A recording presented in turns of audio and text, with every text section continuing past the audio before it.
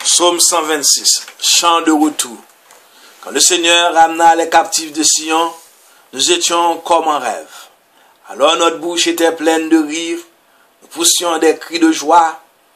Alléluia. Alors on disait parmi les nations, quelle merveille fait pour eux le Seigneur. Quelle merveille le Seigneur fit pour nous, nous étions en grande fête. Ramène, Seigneur, nos captifs comme les torrents au désert, qui sème dans les larmes, moissonne dans la joie. Il s'en va en pleurant, il jette la semence, il s'en vient dans la joie, il rapporte les gerbes. À la première lecture, on serait tenté de croire que le psaume 126 ne pose qu'aucun problème d'interprétation. Tel n'est pas le cas. À titre d'exemple, au moins deux difficultés se présentent. Petit a, au verset 1er et 4, les versions ne sont pas justifiées de parler des captifs. Le sens du mot dérivé de la racine hébraïque SBT ne signifie pas ici captif, mais plutôt sort ou destiné. Le sens est donc que Yahvé change ou améliore le sort de Sion et d'Israël. Petit b, le psaume évoque-t-il le passé ou désespère-t-il du présent? En effet, les verbes de la première strophe, versets 1 à 3, sont au passé, tandis que ceux de la deuxième strophe, versets 4 et 6, sont au présent. Davantage encore, autant la première strophe est joyeuse et enthousiaste, autant la seconde est triste et plaintive. Cela est tellement vrai que l'on doit considérer le psaume comme une supplication collective. Aussi est-il comparable au psaume 85, où l'on avait d'abord l'évocation d'une intervention divine, verset 2 à 4, ensuite une ardente supplication, verset 5 à 8, dû au malheur des temps, finalement, un oracle prophétique, verset 9 à 14, ramenait le calme. Une structure à peu près semblable se retrouve dans notre psaume 126. Nous sommes au début de l'époque post-exilienne. La première strophe, verset 1 à 3, rappelle cet événement glorieux. Malheureusement, la triste réalité ne correspond pas à l'attente populaire.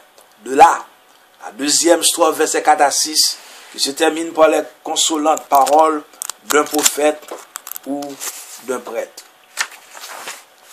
Première strophe, verset 1 à 3, la restauration du sort de Sion. Comme on rêve, verset 1er. Rire et cri de joie, verset 2. Les merveilles du Seigneur, verset 3.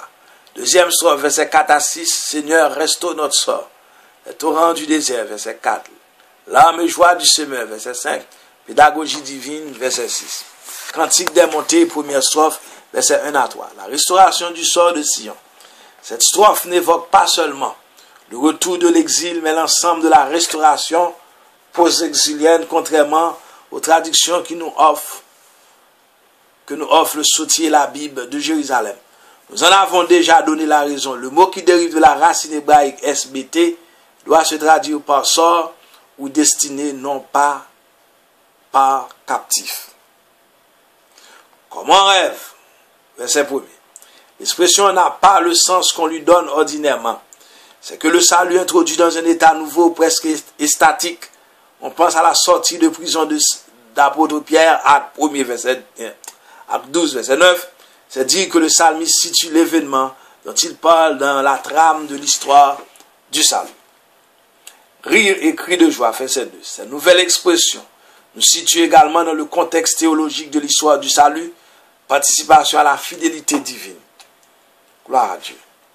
Les merveilles du Seigneur, verset 3.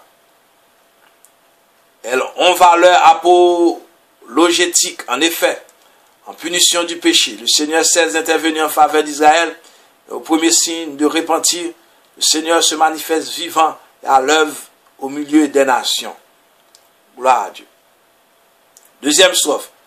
Seigneur, restaure notre sort. Ce que nous avons dit du premier verset s'applique également ici.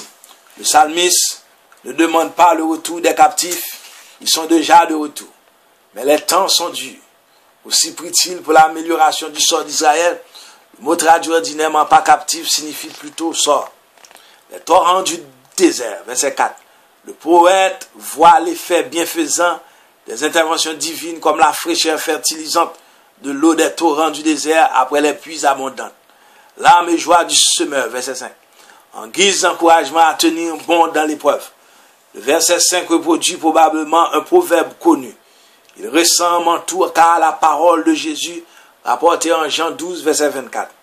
Pédagogie divine, le verset 6 qui développe le proverbe cité au verset présent, illustre merveilleusement bien la pédagogie divine.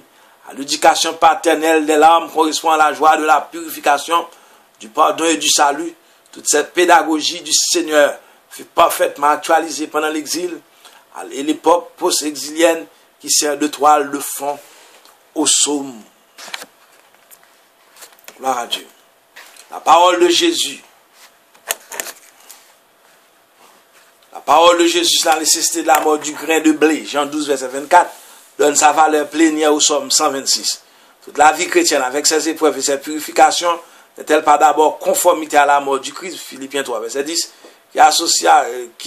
puis association intime à sa résurrection bienheureuse, telles sont les grandes réalités spirituelles que préfigurait l'histoire ancienne d'Israël. Gloire à Dieu. Psaume 126.